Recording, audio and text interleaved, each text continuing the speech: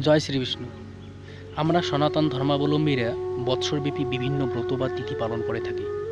সেই ব্রত বা তিথিগুলির মধ্যে একটি গুরুত্বপূর্ণ তিথি হল গুরু পূর্ণিমা। এই তিথিটি শুধু হিন্দু ধর্মাবলম্বীদের কাছে নয়, তিথিটির সঙ্গে বুদ্ধ ধর্মের অনেক স্মৃতি জড়িয়ে আছে। চলুন আজকে আমরা এই ভিডিওতে গুরু পূর্ণিমা সম্বন্ধে জানার চেষ্টা করি, আর কি নিয়ম পালন করলে পুণ্য লাভ ও সংসারে শ্রীবৃদ্ধি ঘটতে পারে জেনে নেই। মূল আলোচনায় যাবার আগে একটি অনুরোধ, আপনি যদি হিন্দু ধর্মের বিভিন্ন বিষয় জানার জন্য আগ্রহী হন এবং আজকে আমাদের এই উপস্থাপন আপনার যদি ভালো লাগে, তাহলে অবশ্যই চ্যানেলটি সাবস্ক্রাইব করে পাশে থাকা ঘন্টাটি বাজিয়ে দিয়ে আমাদের সঙ্গে থাকুন।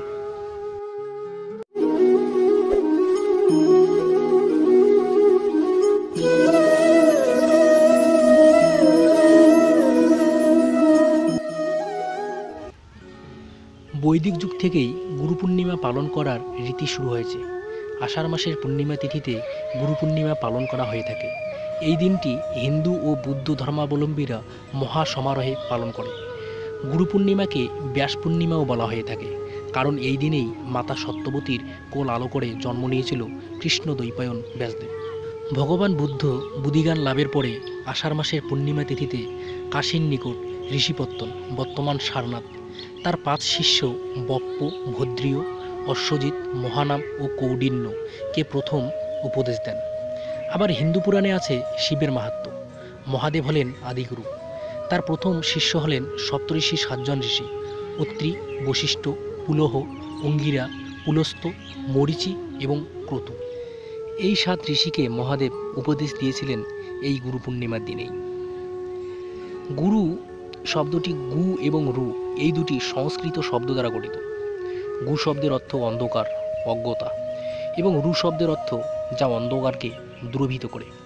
অর্থাৎ গুরু শব্দটি এমন একটি ব্যক্তিকে নির্দেশ করে যিনি অন্ধকার দূরীভূত করেন। প্রাচীন সভ্যতার মূলে থাকত চন্দ্র সূর্যের অবস্থান, তাই পূর্ণিমা অমাবস্যাকে ঘিরে অনুষ্ঠিত হতো বিভিন্ন ধর্মীয় অনুষ্ঠান। গুরু পূর্ণিমার ক্ষেত্রেও তার ব্যতিক্রম ঘটেনি। তবে প্রবর্তনের পিছনে যে কারণেই থাকুক না কেন, এর উদ্দেশ্য আচার্য বা গুরুকে সম্মান প্রদান করা। একটি শ্লোকের মাধ্যমে গুরু পূর্ণিমাতে শ্রীগুরুকে শ্রদ্ধা জ্ঞাপন করা যায়।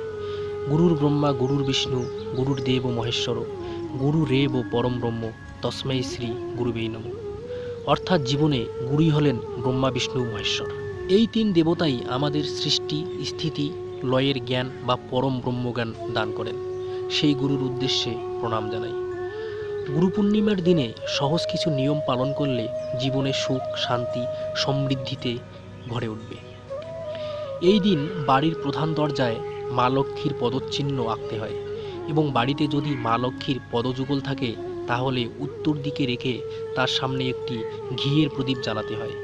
এই কাজ করলে দারিদ্র দূর হয় এবং অর্থ ও ভাগ্য ভালো হয়।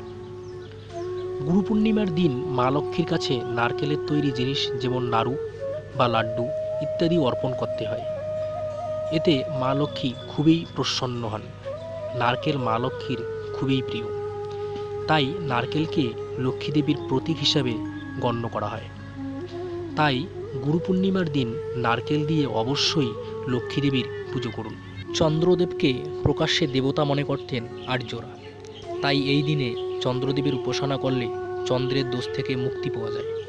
গুরু পূর্ণিমার দিনে সন্ধ্যায় ধূপ দীপ সহকারে চন্দ্রদেবকে জল অর্পণ করুন এবং চন্দ্রদেবের উদ্দেশ্যে খোলা জায়গায় যে কোনো সাদা রঙের প্রসাদ নিবেদন করুন। ব্যবসার উন্নতি আনতে একটি নারকেল লাল কাপড়ে মুড়ে তাতে আটা ও সিঁদুর লাগিয়ে চন্দ্রদেবকে অর্পণ করুন, এতে ব্যবসার উন্নতি হবে। এই দিন বেলগাছকে সুগন্ধি ধূপ ফুল দিয়ে পুজো করলে আর্থিক অবস্থাকে অনেক পরিবর্তন করা যায়।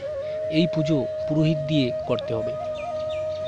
এই দিন অন্ন, বস্ত্র বা সাধ্যমতো যা কিছু গরিবদের দান করুন। সম্ভব হলে এই দিনে গঙ্গা স্নান করুন। এই দিন গঙ্গা স্নান করলে সমস্ত পাপ থেকে মুক্তি পাওয়া যায়। এই দিন একটি সাদা কাপড়ের উপর মুগ ডাল, ছোলার ডাল, আটা, কালো তিল ও কালাই রেখে তা নবগ্রহের যন্ত্রের কাছে রাখুন। এতে নানাবিধ গ্রহের দোষ খণ্ডন হয়। নবগ্রহ যন্ত্রের উপর তিলক কাটতে ভুলবেন না। এই নিয়মগুলি পালন করুন, ও আপনার সংসার সুখ শান্তি সমৃদ্ধিতে ভরে উঠুক।